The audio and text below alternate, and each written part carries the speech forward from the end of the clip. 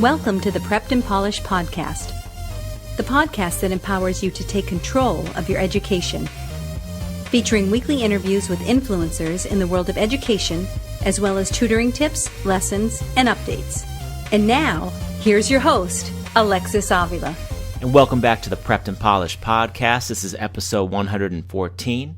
Be sure to check out us on Facebook and the SoundClouds, Twitter, Google+, Instagram, and YouTube. We're also on Periscope. Just type Prepped and Polished. Also go to our site, preppedandpolished.com, for more info. And while you're there, sign up for our free ACT essay course. The ACT essay has changed, and we draw that out for free for you. It's on the front page of our site to sign up, preppedandpolished.com. Have a question or reaction during or after the podcast. Submit your question to radio@preppedandpolished. Today on episode 114, I'm talking to Joan Casey, founder of Educational Advocates College Consulting. Joan first appeared on the Prepped and Polished podcast on episode number 82 when she talked about how college students can thrive in college, which is very important. Joan has a master's degree from Harvard, is a certified educational planner, and has visited well over 300 college campuses worldwide. On today's episode, Joan gives us tips on how not to get so overwhelmed by the college athletic recruiting process. You're going to learn a lot of valuable tips.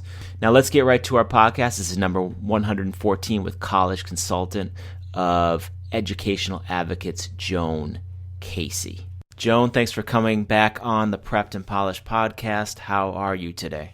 I'm doing great, Alexis. Thanks for having me back. It was fun last time. Remind us about Educational Advocates and the types of services you provide, please.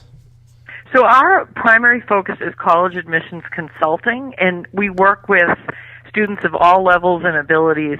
Our end goal is to position students to thrive and succeed in college. So we're concerned about them getting in and guiding them through the steps of the admissions process, but we're also really focused on them being successful when they get there and taking advantage of all the opportunities. So we talk a lot about that in our practice. Awesome. So today, let's focus a little on the college athletic recruiting process. Now, one thing that comes to my mind is parents come to my office over the years, and whenever they mention their son or daughter's trying to get into sports in college athletic recruiting process, the word I consistently hear is overwhelming. So my question for you is, when it comes to navigating your son or daughter through the college athletic recruiting maze, why do I hear these parents saying the word overwhelming a lot? Well, I think there's probably three key reasons why people feel overwhelmed. I think the first is that sometimes parents, they know their child is a really good athlete, but they don't really know what that means. Like, are they good enough to play in college? And they can hear conflicting things. Also, people start thinking about this process as early as sophomore year, and the student is still developing as an athlete. So people don't really know, like, where will they fit in? Would they be a Division I athlete, or are they Division III? So, for example, if you're a runner and you're a sophomore, and you're looking at the finishing times of a Division I or a Division III team, maybe you're close, but you're not quite there. So you also know you're young, and that the chances of you improving over the next 2 years of high school are really great. So, it's confusing for people. Where should they be targeting? So that's something that probably what they should do is keep things wide open until it's more clear what kind of a player, and that can apply not just to sports that are timed, but same with a soccer player where they really need to get seen, but they're developing as well. So where will the student be headed is the second issue.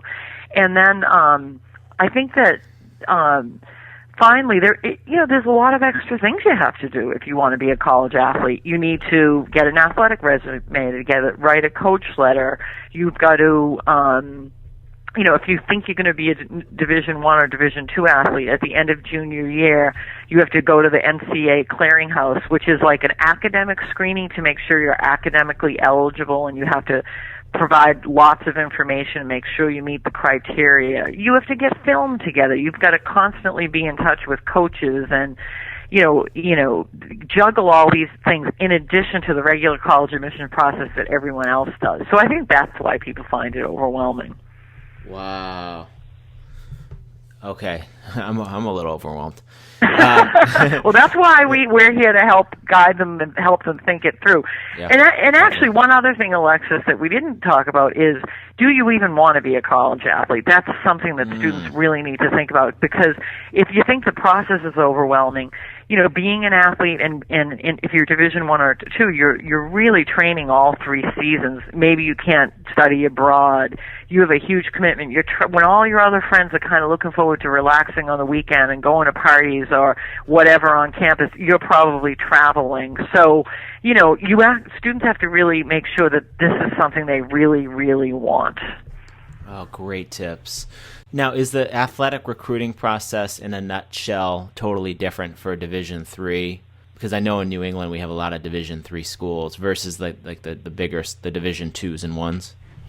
Yeah, I mean, it's definitely, there's some similarities in that the coach has to be interested in you. The coach has to either see you or be impressed by your, rankings or your times in the case of sports like running and swimming. But I think often students that are good enough to be recruited at a Division I or Division II level, and I'm going to put Ivy League aside because that's a little different. They're often the students that are all scholastic, and they have a higher profile. So they still have to present themselves to coaches, and they still, but they may get letters from coaches earlier in high school if they've had some recognition in their state. Most Division III athletes, on the other hand, are not really being recruited. They're often presenting themselves to coaches. They're saying like, I'm a decent soccer player. I think I could play soccer at Bates. I know a kid on my team who's playing soccer there. I'm about as good as him. I think I'm going to write a letter to the coach there. So it's more a matter of identifying which colleges are a good fit for me aside from athletics, and then which of those schools could I potentially play, and then introducing yourself to the coach. And keeping in close communication. The reason I said Ivy League is a little different is that it's a little less competitive. You can be a little less competitive an athlete at the Ivy League than at other Division I. Okay. So I think there's sometimes not a big difference between like a NESCAC, which is New England Small College Athletic Conference, so that includes places like Williams and Amherst and Bowdoin and Middlebury. The athletes at those schools are very strong, and they're probably very close to Ivy League athletes who are maybe slightly less strong in some instances than, say, UConn or whatever. So, again, those students need to really present themselves to the coaches because they may not be known. Like, they may potentially be able to play at one of these schools, but if they never speak up or write to a coach, then that coach might never know they exist. Wow. Now, how competitive is it to get a full athletic scholarship at a college? And does it depend on where you go, or is it just always competitive? I mean, it's actually a lot more rare than people think. So, Okay. People hear people say, "Oh, he got a full ride, so and so," and the truth is, he probably didn't get a full ride. Okay. Probably what happened in most instances is students got some scholarship, maybe some merit money, and maybe some financial aid. So only Division I and Division II schools can give full rides, and they have limits. So there are limits. Say, for instance, like men's basketball may only be able to give 13 full rides, and that doesn't matter whether you're like a basketball powerhouse or a more average basketball program. So, in most instances, there's only few kids that are getting those, and it's only typically certain sports. So you're going to see it in like men's and women's basketball and football and tennis and sometimes volleyball. Okay. In the vast majority of cases in most sports, the coaches can take their scholarship money and they can divide it up the way they want. So instead of giving full rides, they might spread it out wider and give a smaller amount of money to more students. But in many instances, kids are playing sports in college and they're not getting any money for at least for the athletic piece. Mm-hmm. Division III athletes are not allowed to get athletic scholarships. So they might get other kinds of scholarships if their school gives merit money, or obviously most schools give financial aid, but their coaches, there are no athletic scholarships on the Division III level. So people really, really overestimate, like thinking, oh, my kid's going to go, he's a great athlete, he's going to go to college free. And that's probably not the case. And if that's a family's motivation for their child playing athletics in college, it's probably not the right reason. Okay, great. Have you heard any stories where, like, maybe a really talented, like a shoo-in, like to play college, high school athlete could have easily played college but ended up not because he dropped the ball with somewhere along the line with the process of college recruitment process? And I'm just wondering, like, where does the ball usually drop? I know there's a lot of variables, but what do you find? I think that probably the most common one is going to be academics. Okay. So making an assumption that I know of a story of a student that was being recruited for soccer by an Ivy League school very young, and kind of didn't do work, and really started to get a lot of D's, and was told that the school was no longer interested. So that would be one example. Because when you're being recruited as an athlete, sometimes your academics can be a little below the profile of the school because they're admitting you because you're bringing that athletic talent. But you have to be within NCAA guidelines. But then individual colleges and schools have the right to impose their own requirements. So I would say that's the biggest one. There are lots of other things that can happen, of course, too. Like another one I've seen happen is a coach will say, we want you to be our point guard, and the student is waiting for another school that they like better, so they don't kind of run with it. And then, next thing you know, I had a student that went to an official visit. She had been offered by a coach from a competing school, but she really likes this other school. She went for the official visit, and at the end of the official visit weekend, the coach there said, we really like you, but, we're going to take another player in your place. And this happened to be an Ivy League school where they work under an academic index where collectively the team has to have a certain GPA and certain collective test scores, and there's a range. So, like, if you bring in a player that you really want who maybe is bringing that average down, then somebody else has to get bumped out. So in this particular case, that student got bumped out. So she ended up losing the one she had turned down and this one she wanted. She did end up going somewhere and thrived, and that was great. But so sometimes, though, you can be, too fussy, so you have to be very careful. Now, what about a situation maybe that you encountered where a young student who had maybe didn't know if he had a good chance playing sports in college, after meeting with, maybe an advisor like yourself or someone just to advise them, he or she was able to make some key changes and earn a spot on that team? And what would one of those key changes be? Often it's, I have had a couple of students. I can think of, in one instance, it was a runner who really wanted to go to a particular school, and this school was not that interested. And then I think she kept working and working because she knew she needed to get a little faster. And she had a personal record in a particular meet, emailed the coach with her new information, and they were immediately interested in her. So sometimes it's just a matter of your academic, your performance, a measurable performance. I had another student who was really interested in rowing at a particular college, and he had not really done great. He hadn't done bad academically, but not as strong as he was capable of, or that this particular college wanted to see.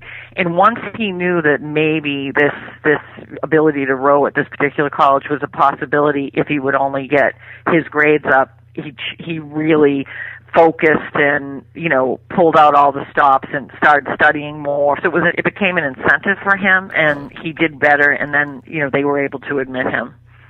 Oh, nice. So I'm not going to take the credit for that. I think the kids deserve the credit, but hopefully we were able to talk them through and help them think about it and help them come up with some habits and structures to move toward that goal. Awesome. And just remind our audience how to best get in touch with you. So, you can get in touch with us a number of ways. Our website is www.educationaladvocates.com. You can contact us through email on that site, info@educationaladvocates.com. And, you can always also call us at 617-734-3700. We have a Facebook page and a Twitter feed, so there's lots of ways that people can communicate with us. If there's one piece of advice you have for a high school kid who aspires to play sports in college, what would that be? And any advice for the parents as well? I think that the most important thing for the student is to make sure that the colleges that they're looking at are colleges that they would want to be if they couldn't play sports. So kids get cut. Kids think they're recruited, and they are in a sense, but sometimes they get cut once they arrive on campus, or they can become injured and not be able to play. So you should never pick a college because you think the coach is a nice guy, or you love the sport so much if the rest of the place is just not a good fit, because you'll end up being unhappy and have to transfer. And as far as the parents go, I think it's really important to make sure that this playing sports in college is something that the student truly wants, and not something that the parent wants for them, or that they think they should do it because they might get money, because that's, as we've discussed, is often not the case. Oh, that's great advice. Joan, thanks for coming back on the Prepped and Polished podcast. Appreciate it. Thanks, Alexis. It was great talking with you, as always. And this wraps up my second interview with Joan Casey. It was number 114, Joan Casey of Educational Advocates. Go to educationaladvocates.com to learn about Joan's incredible work steering teens and young adults in the right direction. And make sure to check out my first interview with Joan. Got to go back to number 82, where Joan talks about how college kids can thrive in college. Go to preppedandpolished.com/podcast to access number 82 and all of our podcasts. And I hope you enjoyed and learned a lot from episode number 114 with Joan Casey. Episode 115 is coming soon. Our next tutoring tips episode, how to get a 5 on the AP Biology exam. Thank you for joining us on the Prepped and Polished podcast. Now go out there and take control of your education.